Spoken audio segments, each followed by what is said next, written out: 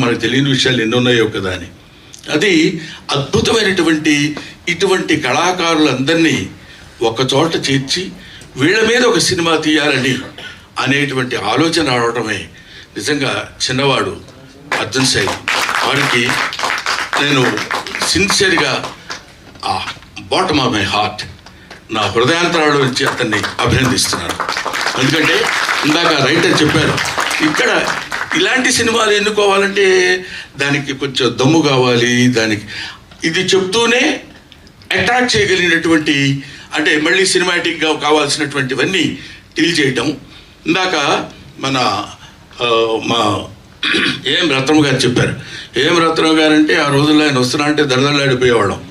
ఆయన సినిమా ఏంటన్నది ప్రకాష్ రాజు సంకల్పం సినిమాలో ప్రకాష్ రాజ్ మొట్టమొదటిసారి ఎంట్రీ, ఆ తర్వాత నా ఎంట్రీ.